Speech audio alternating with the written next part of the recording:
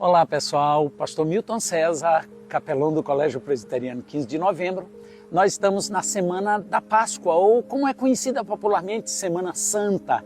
E nós queremos refletir um pouco sobre a Páscoa, não descrevendo a Páscoa, mas lembrando de um texto profético das Escrituras, lá em Isaías, no capítulo 53, um texto muito precioso, fala sobre os sofrimentos do servo de Deus, Jesus Cristo, o Cordeiro de Deus. Primeiro João Batista, lá no capítulo 1 do Evangelho de João, versículo 29, diz: este é o Cordeiro de Deus que tira o pecado do mundo. Certamente João Batista tinha em mente a profecia de Isaías, no capítulo 53, quando Isaías começa dizendo: quem creu em nossa pregação e a quem foi revelado o braço do Senhor, porque ele foi subindo como um renovo perante ele e como uma raiz numa terra seca. Ele não tinha aparência nem formosura e nós olhamos para ele que não havia nenhuma beleza.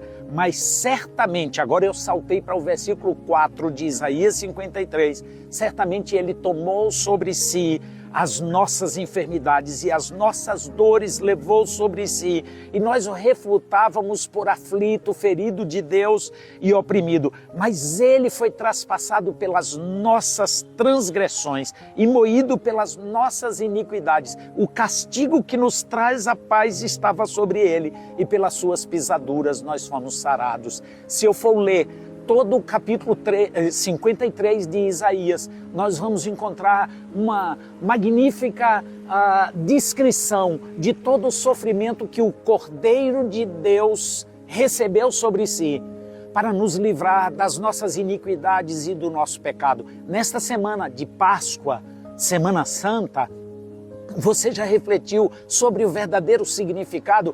Para os judeus era a Páscoa da libertação lá do Egito, mas para nós cristãos, a Páscoa não é apenas uma vez no ano, mas é todas as vezes que nós lembramos, trazemos à nossa memória o sacrifício de Jesus Cristo, que foi pré-anunciado. Isaías profetizou mais de 700 anos antes de Cristo.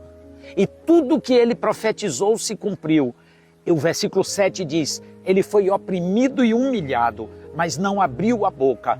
Como um cordeiro foi levado ao matadouro, e como ovelha muda perante os seus tosquiadores, ele não abriu a sua boca. Você crê que Jesus é a nossa Páscoa? O apóstolo Paulo fala isso em 1 Coríntios, lá no capítulo 5. Ele diz: Cristo é a nossa Páscoa. Nós celebramos a Cristo que não está morto. Ele deu a sua vida por nós na cruz do Calvário.